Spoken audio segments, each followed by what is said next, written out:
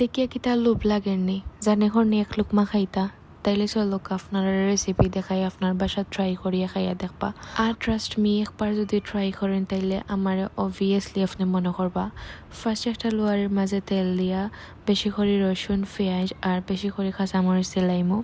আমার কাছে শুকনা মরিচটা এই সময় আসিল না, নাইলে আমি শুকনা মরিচও দিলাম মনে, আপনি দিতে পারেন। এরপরে আমি দিলাইমো শুটকি দেওয়ার পরে একটু লাড়াচাড়া করিয়া বাজিলাইমো।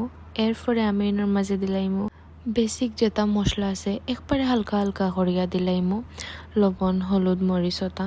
এরপরে এড করমো আজকের ভর্তার মেইন ইনগ্রিডিয়েন্ট ধনিয়া পাতা। আমি জানি আপনারা কইবা এগুলো মেইন ধনিয়া পাতা নাই, আপনার কাছে যে ধনিয়া পাতা অ্যাভেলেবেল হইব আপনি একটা এড করবা। এরপরে বাজার পরে একটা ব্লেন্ডারের মাঝে লইলিমো আর মাস্ট ঠান্ডা হওয়ার পরে লইবা।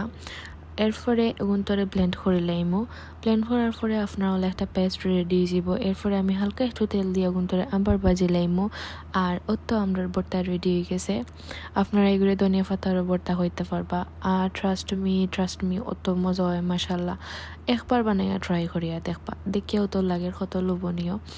এরপরে আমি বেশি করে মরিচ ভাঙ্গিয়া একটা বড় একটা খামর দিছি আর মাশাল্লাহ আমার মুখের ভিতরে লাগছে আগুন ধরে লাইছে, অত মজা হয়েছিল।